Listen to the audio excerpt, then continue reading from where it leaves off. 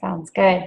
So here we are at our early morning team coach call, and we've got Pam and Dion so far, and David will be coming in, and let's see if Dee has some questions for us.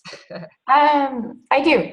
I actually am wondering if you have any tips of how to organize electronically, like in your email. How do you organize your client stuff, or just all of your email? Because I'm kind of overwhelmed with the email. So The emails, okay. David, are you in here? So let me think here for a second. Okay, so you're getting emails from people, and you're wanting. Oh, are you talking about like when you get an order's been submitted and all that stuff? Or right. Do you create a file for each customer in your email? And what do you do, David? Do you do you've been doing it. Okay, I don't really do a file for them because it's all listed in the back office. So all of their orders and everything is already in there. So those are just nice reminders that you get. It says, okay, a client has 7 days, has 4 days, So I don't think you need those unless, what I use the email for is each day, write down the 4-day people, the 7-day people, and that I know when they're going to happen. And I might just send off a quick, or even to forward that and say, I hope you saw this. okay. Now, when they're brand new, though, I go in and help them. I tell them exactly how to change it. In fact, is that one of your questions, is how to have them change their orders if they want to? I guess you haven't had anybody go through for a month yet, have you? Not yet. Okay. Yeah, because there's a great video on how to change your order. Right. I've seen that. I was just curious if I should keep the emails or no, it's okay to dispose of them. So. Yeah, I probably keep them for, a month or something, and then I clear them out. Okay. They honestly, Dee, there's going to be thousands of them. Okay. And you can find out that information in the back office. So great. Good to know. Okay. Yeah, so your email's getting jammed, it sounds like. Yeah. Well, I'm just being a worrywart. I didn't want to dispose of it if it's something I needed to keep a hold of, but great. I like that I can get rid of it. So yeah, later on you'll have people that you want to call about certain things and trying to keep them organized. That's another kind of fun question to answer. And we use the Google Calendar on Gmail a lot, and add people to it and have reminders and stuff like that. So that we can talk about that later when that comes up. that sounds good. Yeah. Anyway, so shall we just dive into some subjects? And if you have questions, just ask them, okay? Sounds good. Okay. David, do you have anything to say? I could share something with personal development. Awesome. I love it. Share more stuff that you got last week. Okay, so while he's getting that together, I was just thinking about, I was listening to some training just a minute ago about these, how to share. I guess, Dee, that might not be too big of a question right now for you, or is it, to how to share with people? Oh, I'm always open to more ideas. So. Okay, well, I saw this little video, and it's about 4 minutes long, and I thought you might enjoy it. This girl her name is Bekah Tinter, and I'll play it. I'm gonna share my screen so you can see it, okay? And okay, there it is. And here we go.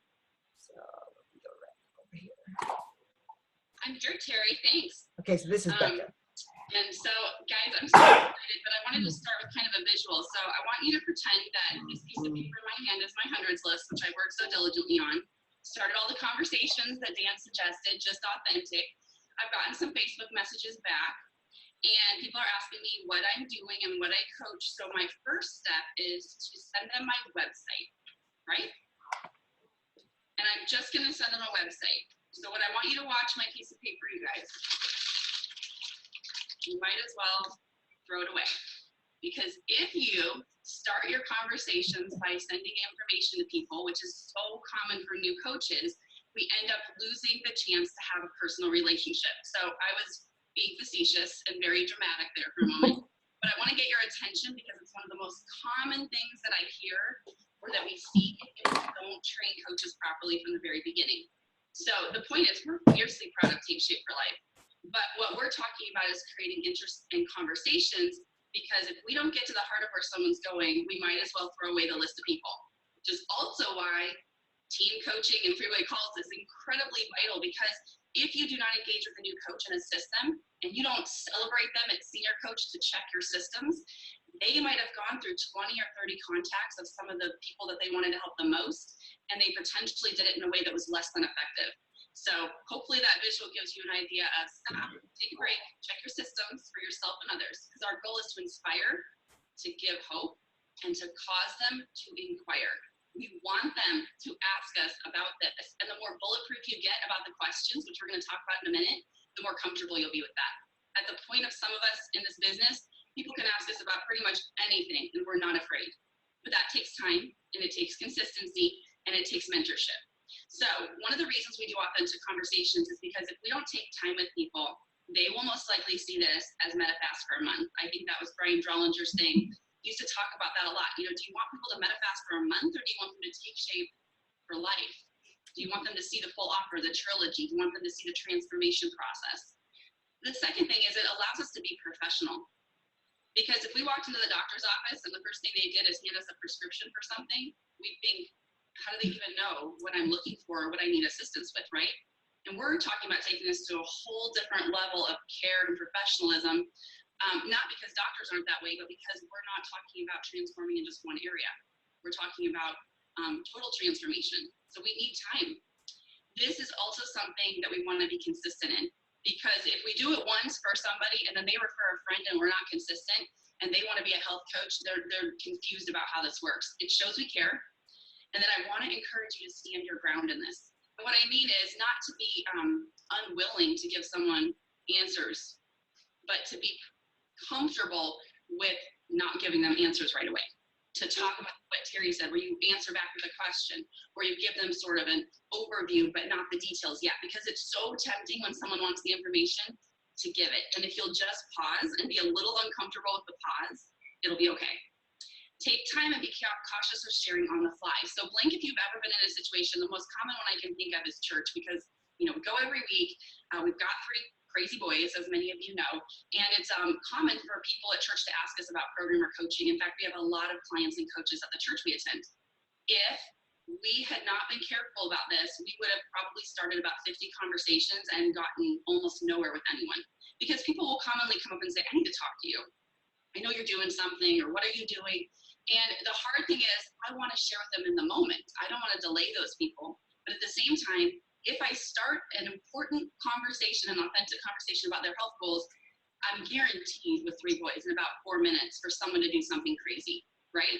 And I'm going to get interrupted, or the other person's going to get interrupted. And then it's really awkward sometimes to try to get the conversation to come back around or to set up a time for follow-up. So as soon as someone shows interest, if in a situation where you don't feel like you're going to have a couple minutes of uninterrupted time, it's following up, but following up with urgency. So again, it's that balance of be cautious you're not sharing in a time when you really can't be present, but don't delay that conversation by 5 days or a week. There's no point for that. It's, can I call you when I get home in 30 minutes? Or can we chat at 8 p.m. when all of our kids are settled and I know I can spend a couple minutes really listening? So you hear the posture of it, right? There's an urgency, but there's a professionalism.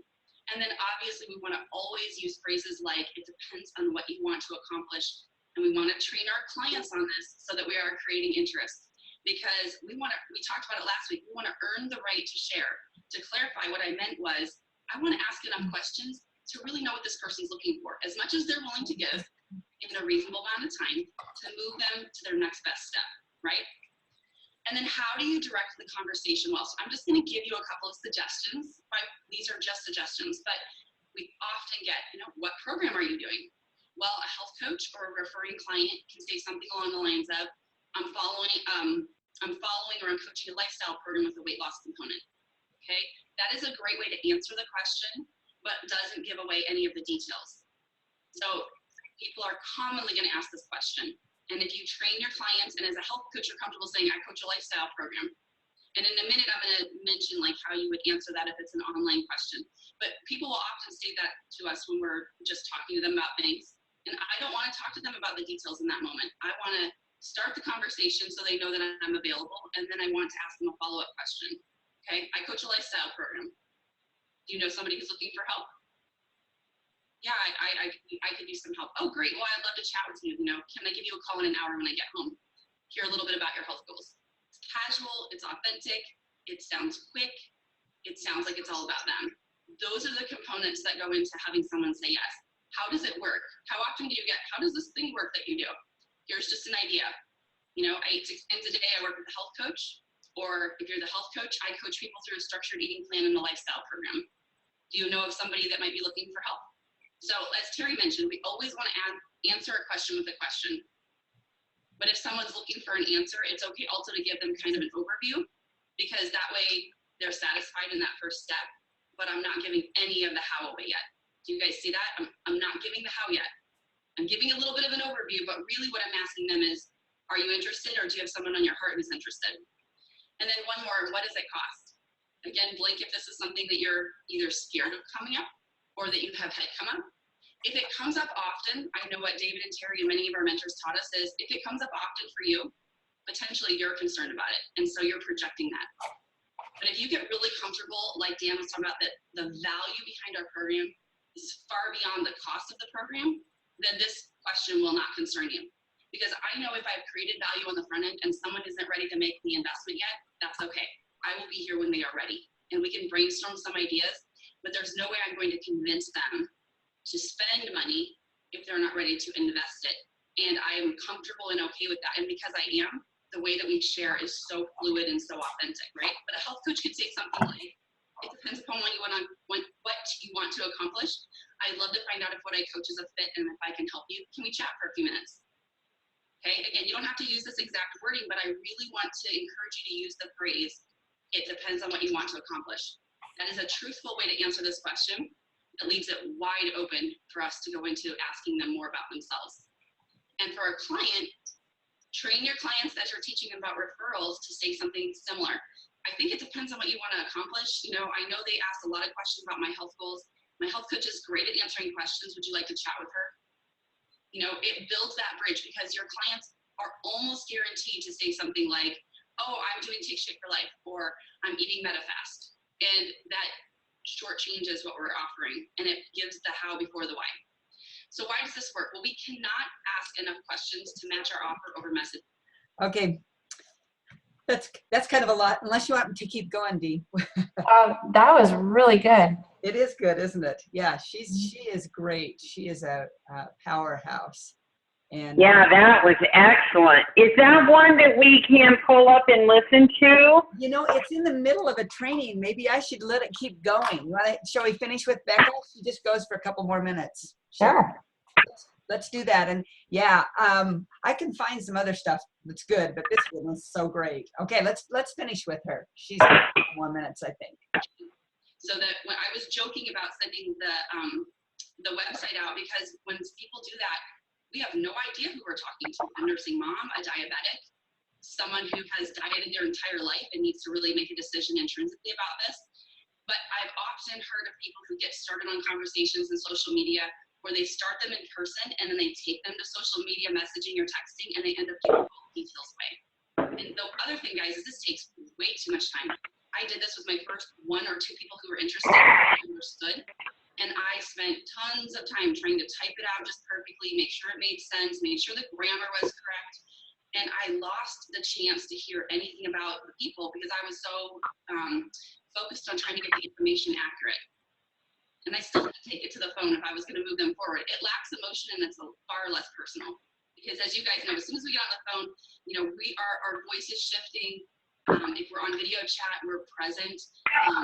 They can sense that. And it also cheapens our offer because, again, it gives that how before the why.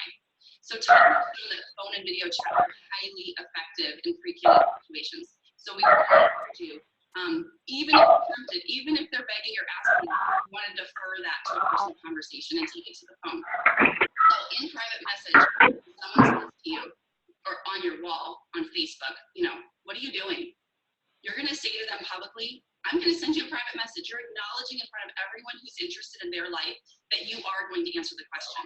But privately, you're going to message them, is this for you or someone you love? We always love to clarify that because it can be a bit offensive if you go right into, I'd love to help you, and then find out that they feel like they're physically perfectly healthy and they don't necessarily need the help. So we always like to ask the question first. The second thing is, and the words are right here, but something along the lines of, hey, Susie, it's so good to hear from you. I'm honored that you trusted me to reach out. Sounds like you're looking for something to assist you. What's the best number and ideal time to reach you today? Okay, or if it's late at night, I might say tomorrow. But almost always it's today because, again, I want to create that sense of urgency and I'm looking for what serves them the best. And assisting them and helping them, that language, I have used that for probably the last 2 years, and I have had probably a 99% return rate on getting phone numbers. Because people, if they hear, I'd love to call and talk to you about my program, sounds a lot like it's about us. And so people are intimidated that they're going to get a pitch. But when you say something like, I'd love to find out if I can assist you, and if what I coach is a fit, it sounds comfortable, it sounds inviting, and it sounds all about them. So I just want to encourage you to use language that's very similar to what we have here. Now, what if they ask you for a website or for you to just send them information? We've all come across this before, right? It's going to stand your ground in a professional and inviting and authentic manner. I really don't have much to send, but if you'd like to hear how I lost, 25 pounds 5 years ago, or if you'd like to hear how I've been helping other people get healthy and how there's a team of free health coaches, I'd love to assist you with that. Is there a time you'd like to chat with me on the phone? And I usually say something like, can we have a quick chat, or do you have time for a brief phone call? Letting them know I'm not going to take a lot of their time, but once we're on the phone, if it takes a little longer because they're talking, great. They don't mind because they're doing the talking. If they don't get back to you or you haven't had a response, follow up is the key. And we know statistically it takes 5 to 12 touches, whether that's an initial conversation, a follow-up, a touchback, a returned phone call. It takes 5 to 12 for people to sort of be ready sometimes. So then a great way to follow up is just, hey, are you still there? Are you still okay? Did you get my message? I think you realize that when I notice that people are watching on my Facebook and they hit like, it's usually because they want some help as well. So some type of follow-up like that just reintroduces the conversation, again, because what you have in your hands is a game changer. So don't let them just walk away. Don't forget about them. They're too valuable, but you don't have to push. You can just be present. You can be consistent. You can show that follow-up. And I think if we do this skill set well, guys, if we create those authentic relationships in person, on social media, and then absolutely take it to phone or video chat, we can transform people's lives, but we have to do it ourselves, and we have to train our organization to do it as well. Bekah, wow, thank you. That was great, wasn't it?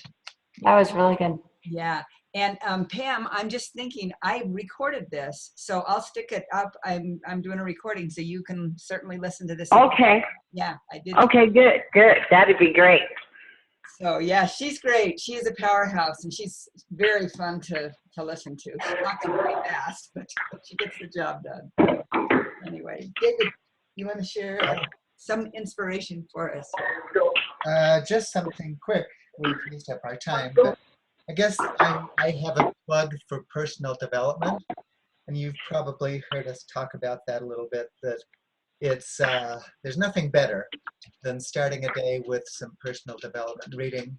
And I want to tell you about a book that I've been reading for a while. I should have finished it a long time ago, but I've so enjoyed it that I've digested it over and over again. It's called The Artist's Way. Maybe you've seen it already in your life's experience, but it is a wonderful book, written specifically from an artistic kind of context, but it applies just as well to anybody, because what we're doing in our businesses, in our coaching endeavor, is to creatively bring the benefits of what we have found into the lives of other people. The author's name is Julia Cameron, C-A-M-E-R-O-N. I am reading a book, finishing up a chapter called Recovering a Sense of Self-Protection. And let me just read one sentence which so struck me today. When we are clear about who we are and what we are doing, the energy flows freely and we experience no strain. I like that because it's easy to get revved up and nervous and anxious and feel stopped in what we're trying to do. So let me read that again. When we are clear about who we are and what we are doing, the energy flows freely and we experience no strain. Quite love that. Great. So that's my plug today. Love it. So I was thinking, yesterday Dee told us me of an experience she had that was not a positive experience, and I thought it would be awesome for you to share. Oh wait, did we lost Pam, but that's okay. Why don't you tell it anyway, because we're recording it, just Okay. so that we can learn. Okay. Okay. Well, one of the first pieces of advice that you and Heidi gave me was not to send out too much information electronically, that I wanted to make phone contact with people, and that I needed to also be careful to send them. If I do send electronic information, I was sending them to my TSFL site. What's the correct name for that site? It would be the ordering site, you know, Okay. where you go to place an order for a client. Right. So I thought, well, it has my picture on it, and that'll be a great place. They can just get right back to me. And anyway, I had unfortunately already had lots of people contact me, and it was just like that training video that we just watched was for me, because I made all of those mistakes. I was so excited to get the information out to people that I really should have made the personal contact with, but I sent it out. I had already sent it out electronically. And then Claudia and Heidi said, oh, don't do that. Make sure that you talk to them, and that is way more powerful. And then also don't send them to that site. Well, I had already sent them to that site. So sure enough, one of the first lessons that I have learned and will forever remember is to pick up the phone and talk to people, because sometimes when I thought I was giving them this great letter that I had spent all this time putting together and all this great information, it still wasn't clear enough as having a personal conversation. And so also sending them to that site gave them access to a lot of information, but they didn't understand the program itself. And so what happened is I'd referred my cousin to my site and just blasted her with great information, which she loved, and immediately started reading all about MetaFast, and then called MetaFast and placed an order. So when she told me about it a few days later, I was like, oh no, I learned firsthand how important it is to make personal contact, to talk on the phone, and to not refer to that site. That I needed to make sure if I was going to refer to something, that it was something that the information came right back to me, and then I could pick up the phone and call them. So yes, you're nice to share that. But it's such a good lesson. When you said, It was. oh, I've made a terrible mistake, I thought, oh, well, good. You've learned something awesome. What is it? Right. And on a really good note, I learned that if that does happen, that there's recovery. So Yes. Good. Did you send that in? she has to fill it out today. So, or she has to help me with information to fill out today, but we'll have it taken care of today. Oh, good. Good. That's just great. Yep, that's how you learn, is every time you have a funny experience like that, you think, okay.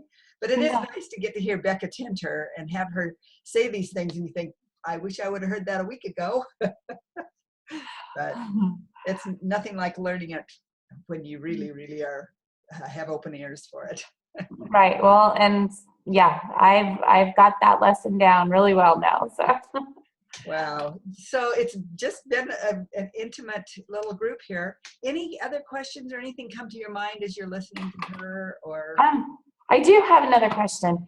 Is there an age, do you have to be a minimum age in order to be a coach? The reason I ask is I have a 15-year-old cousin who is interested in participating in the whole group as a teen, which I'm really excited about, but I'm wondering what, besides participating as a teen, can he also be a coach, or do you have to be 18 I or think 18. 18? Okay, Yeah. sounds good. But, hey, he's growing up. He'll be there. Yeah. You know, How especially excited as a it passion. is. Yeah, I'm so excited for him to get these things as a young person and not have to have this battle throughout his life. So, Yeah. Does he have some weight to lose? yeah, he does. Does he? Yeah. Okay. Yeah, and you know, and a nice thing to do, this is kind of a fun thing, is he can get this all down, and if he wants to share it with friends and refer them to you, sometimes as coaches, if somebody refers people, then we give them a referral bonus.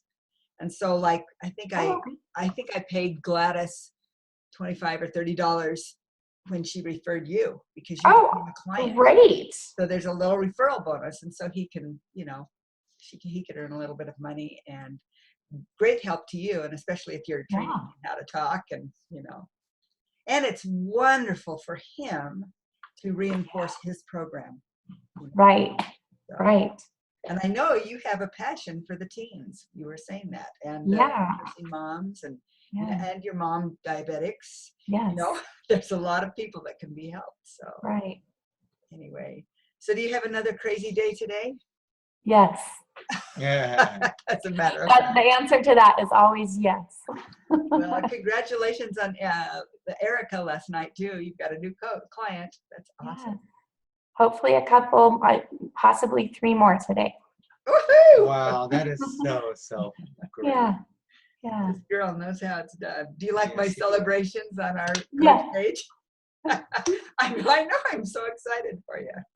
Thank you. I am excited. I'm excited about the program. I'm excited about sharing it. Pam, before you got on, Pam had something awesome to say. She said, she just burst on and she goes, I made my weight.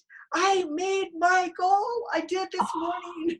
So she's so excited. That is a good day. I cannot wait to get there. Yeah, she's so great. And she's going to go down a few extra pounds. So she's got some play in there. She says, I'm going five below. So anyway, it's exciting. That's a great idea. Well, you have a great day, and call us if you have any help, or if you need any help or whatever. Okay, But sounds you know how it's good. done, girl. Keep up the good work. Thanks. Have a great day. See ya. Bye-bye. Bye. Bye-bye.